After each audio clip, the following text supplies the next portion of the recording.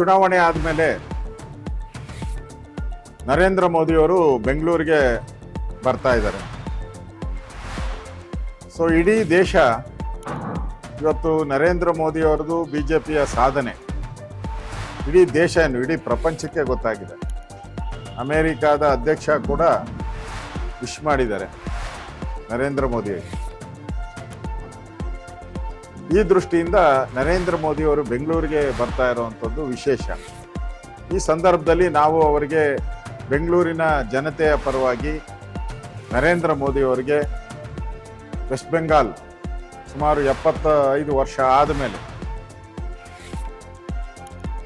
ಮೊದಲ ಬಾರಿಗೆ BJP West ಬೆಂಗಾಲಲ್ಲಿ ಸರ್ಕಾರ ಮಾಡ್ತಾ ಇದೆ. ಅದೊಂದು ಬಿಜೆಪಿಗೆ ಗರಿ ಮೂಡುವಂಥ ಒಂದು ಕೀರ್ತಿ ತರ್ತಕ್ಕಂಥ ಒಂದು ಸಂದರ್ಭ. ಈ ಸಂದರ್ಭದಲ್ಲಿ ಬೆಳಗ್ಗೆ 9 ಗಂಟೆಗೆ ನರೇಂದ್ರ ಮೋದಿಯವರು ಬೆಂಗಳೂರಿಗೆ ಬರ್ತಾ ಇದ್ದಾರೆ HAL ಏರ್ಪೋರ್ಟ್. ಆ ಸಂದರ್ಭದಲ್ಲಿ ಅವ್ರಿಗೆ ಬೆಂಗಳೂರು ಜನತೆ ಪರವಾಗಿ ನಾವು ಅವ್ರಿಗೆ ಗೌರವ ಅರ್ಪಣೆಯನ್ನು ಮಾಡ್ತೀರಿ. ಅವರು ಸುಮಾರು ಅರ್ಧ ಗಂಟೆಗಳ ಕಾಲ ಬೆಂಗಳೂರಿನ HAL ಏರ್ಪೋರ್ಟ್ ಮುಂಭಾಗದಲ್ಲಿ ಬಂದು ನಮ್ಮನ್ನೆಲ್ಲ ಉದ್ದೇಶಿಸಿ ಭಾಷಣ ಮಾಡೋರಿದ್ದಾರೆ. ಸುಮಾರು ಅರ್ಧ ಗಂಟೆಗಳ ಕಾಲ ನಮ್ಮ ಜೊತೆ ಇರ್ತಾರೆ. ಸೊ ನಾನೀಗಾಗಲೇ ರಾಜ್ಯದ ಅಧ್ಯಕ್ಷರ ಜೊತೆನೂ ಮಾತಾಡಿದ್ದೀನಿ. ರಾಜ್ಯದ ಅಧ್ಯಕ್ಷರು ಕೂಡ ಚಿತ್ರದುರ್ಗ ಕಾರ್ಯಕ್ರಮ ಮುಗಿದ ಮೇಲೆ ಇಲ್ಲಿಗೆ ಬರ್ತಾರೆ. ನಾವು ಆ ಕಾರ್ಯಕ್ರಮದಲ್ಲಿ ಇರ್ತೀರಿ. ಬೆಂಗಳೂರಿನ ಜನತೆಗೆ ಕುರಿತು ಭಾಷಣವನ್ನು ಮಾಡ್ತಾರೆ ಅವರು. ಸೊ ನಾನು ಬೆಂಗಳೂರಿನ ನಾಗರಿಕರಲ್ಲಿ ವಿನಂತಿ ಮಾಡ್ತೀನಿ, ಈ ಕಾರ್ಯಕ್ರಮಕ್ಕೆ ತಾವು ಕೂಡ ಮುಕ್ತ ಆಹ್ವಾನ ಇದೆ, ಯಾರು ಬೇಕಾದರೂ ಬರ್ಬೋದು. ಎಲ್ಲರೂ ಕೂಡ ಬನ್ನಿ, ಈ ವಿಜಯೋತ್ಸವವನ್ನು ಸಂಭ್ರಮದಿಂದ ಆಚರಣೆ ಮಾಡೋಣ. ನಮ್ಮೆಲ್ಲ BJP ಕಾರ್ಯಕರ್ತರು ಕೂಡ ಈ ಕಾರ್ಯಕ್ರಮಕ್ಕೆ ಬರಬೇಕು ಅಂಥೇಳಿ ಈ ಮೂಲಕ ಆಮಂತ್ರಣವನ್ನು ಕೊಡ್ತಾ ಇದ್ದೀನಿ. ನಾನು ಆ ಕಾರ್ಯಕ್ರಮದ ಇನ್ಚಾರ್ಜ್ ಇದ್ದೀನಿ. ಸೊ ಆ ಕಾರ್ಯಕ್ರಮವನ್ನು ಅಚ್ಚುಕಟ್ಟಾಗಿ ಮಾಡುವಂಥ ದೃಷ್ಟಿಯಿಂದ ಇವತ್ತು ಕೂಡ ನಾನು ಸಭೆ ಮಾಡಿದ್ದೀನಿ BJP ಆಫೀಸಲ್ಲಿ. ಯಶಸ್ವಿ ಆಗುವಂಥ ದೃಷ್ಟಿಯಿಂದ ಈ ಒಂದು ಕಾರ್ಯಕ್ರಮಕ್ಕೆ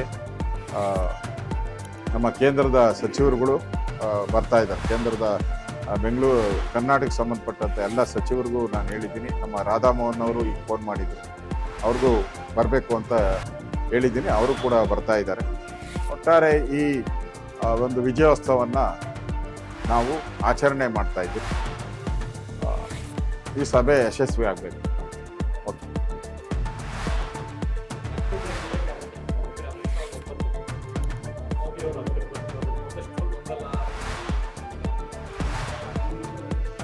ಇಲ್ಲ, ಅಲ್ಲಿ ಚಿತ್ರದುರ್ಗಕ್ಕೆ ಇಡೀ ರಾಜ್ಯದಿಂದ ಜನ ಬರ್ತಾರೆ.